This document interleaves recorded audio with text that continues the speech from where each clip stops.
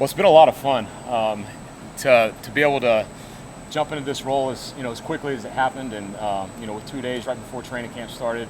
You're kind of like drinking out of a fire hose a little bit, but it's been a blast. I've tried to hit the ground running and develop this relationship with the players as fast as I can and learn the scheme and learn what we're doing, but it's been awesome. It's been a really easy transition because of our staff, just an overwhelming amount of just support from just our offensive staff, from Coach Raiola to Coach Satt to Coach McGuire, to operations, to nutrition, to Corey in the weight room. I mean, our entire organization. I mean, as soon as it happened, they just reached out and have been awesome and tried to help me however much they can. We talk about a brotherhood all the time with our players, but the brotherhood with our with our coaching staff is just as strong. It's been awesome. I couldn't have done it without them. So it's been a lot of fun so far, though. Josh, is there any stop or any situation in your coaching background that prepares you well to go from being an analyst to a full-time position coach 1 week before it's over? Yeah, so actually this is not the first time that this has happened before. So back in 2015, I was a grad assistant at Arizona State, and we had a coaching turnover like 2 weeks into training camp, and so I transitioned from being an offensive line GA to being thrown into the tight end room. I was named the running back coach, but I actually coached the tight ends that year, and so who would have thought 8 years later something similar happened. So your experiences prepare you for the present moment, for the future, and so when this happened, it wasn't the first time that it happened in my career, and so I was able to take a deep breath, say, okay, you've done this before, and you've had some you've been able to coach the position for a long time, and so it was natural for me to be able to step back into that role. So you were named running back coach, actually. Yeah, so we just kind of switched some guys around a little bit. Yep, so I was named the running back coach, but we just end up and we kind of flipped it there, and we didn't want to mess up kind of two rooms, so that's the way it just kind of worked out. So yep.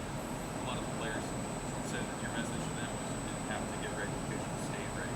What did that look like for you? What does that look like for you?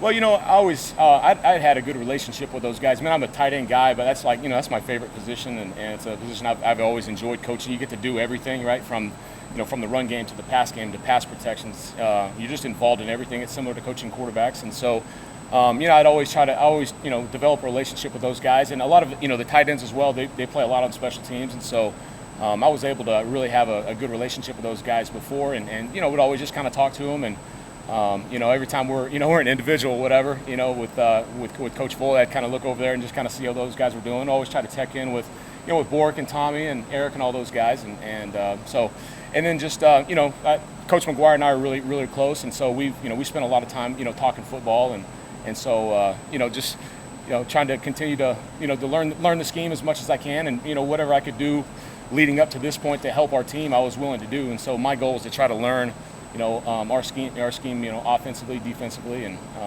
as well as special teams. So Going from being kind of in the background to now it's your room, have you made any operation changes at all, or how? I don't really know exactly how it was run before. It's kind of just plug in and just kind of play. We obviously everybody has their own unique style of how they teach and how they kind of install and coach and all that stuff. And so, but we try to use one voice, and so the terminology in the pass game and the terminology in the run game and all those things, the way we call things and stuff. So really just trying to learn all that. It's not like I'm coming in with a whole brand new set of I called this block this and this whatever's been used in the past. Like I'm learning that and I learned that and that's what we've kind of continued to do. The way I teach the route concepts, the way I teach everything is the same as how Garrett teaches the stuff in the receiver room, and the exact same way that Donnie teaches stuff in the line room. So from that standpoint, I think it's all kind of been it's been similar. Really is. Since you took over, how progress you see Thomas Donnie? He's helping out. What have you seen out there with that? You know what? I've been proud of Thomas. The thing about Thomas that obviously he's got great size, he's got great length, he can run. He's really athletic, freak athlete. What I don't know what people truly know about him is how much he loves football and how much how he really he's really, really hard on himself, but he's a constant seeker of knowledge. He's a perfectionist, and sometimes hey, look, hey, you made a bad play, you got to move on, right? You got to you have to move on, like, what's next mentality, like we say all the time with our players. And but I've been really, really proud of Thomas and his progression on the field, and then just in the film room. I mean, he's always just constantly, hey, coach, what do you think about this? What do you think about this? What do you think about this? And he's constantly trying to improve. And that's the same with a lot of these guys. With Nate Bork's just the same way. A lot of those guys. Jake Applegate, Luke Lindenmeyer, all those guys in that room are just constant seekers of knowledge, and they want to know, like, okay, I want feedback. I want to know what I can do better. I want to know what did I do well, but then how can I improve even if I did well. So I've been really impressed with those guys. It's a really fun group to coach. You kind of describe your path to Nebraska. You had the high school season last year. Yep. And that year, how did that all kind of come about? So yeah, kind of a crazy story. So.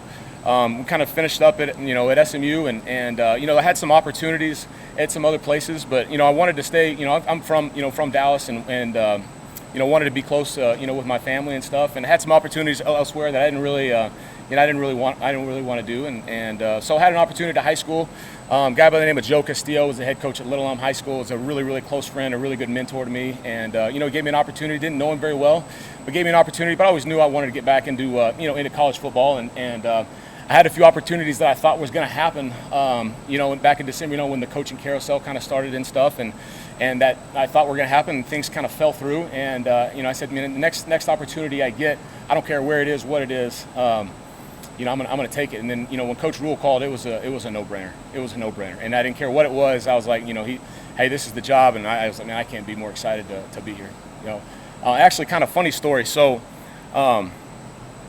Back in, I don't even know if I told Coach this. So this is like 2001. I was in the 7th grade. Okay, and I'd never been to Nebraska in my life, right? But Dad was a high school football coach, and Saturday afternoons, Saturday evenings, like we're watching the Huskers. That's how it was. Growing up in the 90s, and when I was in the 7th grade, I was going to 7th grade practice, first practice, full pads, and the night before, I put on I take a white cotton T-shirt, and I write black shirts on the front of it, and I draw the skull and crossbones, and go out and practice. We're at Allen, Texas, and go and put the pads on the next day, and I sweat all through the shirt, right? And I had this black marker all through my shirt, and I saw it from from my neck all the way down to my waist. That marker had kind of had rubbed off on me and whatnot, and but I came home. My mom's thought I was all bruised up for my first day of full pads or whatever. But Nebraska's a special place, and that just goes to show you of what at 12, 13 years old, what this place meant to me, and to be able to have an opportunity here, I'm incredibly grateful and incredibly humble. How do you feel about the role of tight end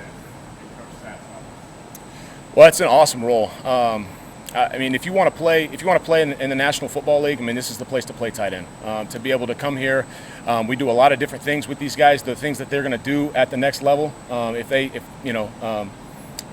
to do everything, right? You're going to play in line. You're going to play in the backfield. You're going to play, you're going to play in the slot. You're going to play out wide, singled up. You're going to do everything. And so, and the verbiage is very similar to what you would see at the NFL level. And so, to be able to come here and for recruits and anybody to be able to come and play here, this is a special place to play tight end. It's a really special place. Josh, what was the key that you wanted to get across, generally speaking, to recruits too, when there was this transition? What did you want to get across to them right away? Maybe calm some nerves or anything like that? The biggest thing was just like, hey, everything's fine. We're plug and play. The train's staying on track. And this place is so much bigger than me, right? The people that chose the kids that have chosen to play here, they're choosing it because they love Nebraska, right? Because of how Coach Rule is and how the program and how the players are, and so it's not about one person. It's about our entire team, and so. Of just calming them down. Hey, everything's fine, everything's good. But everybody I talk to, like, shoot, we're ready to go, coach. So it doesn't matter who it was. They're excited. How do you balance the special teams part too? Because I know you're everything involved with that. Yep. How is that working? Well, it's actually been really good. I think I was kind of joking with Coach Foley a little bit. I said, you don't really have anybody to do as much of the busy work anymore. But I said we're able to split guys up. We're able to get a lot more reps because now I can actually coach. And so I'll take half of a unit. He'll take half of a unit, or take a full unit. He'll take a full unit, and we're able to split it up, and we're able to double our reps now. So from that perspective, it's actually kind of been a blessing. So we're able to get a lot more reps and rep a lot of the young guys. On punt, because it isn't this next guy up, right? There's injuries that happen, and throughout the course of a year, it's a long season, and so those guys, young guys, are going to be able to, to be ready to play, and they're getting a lot of valuable reps that they may not have been able to get before. So it's been good. Josh, when you were at SMU,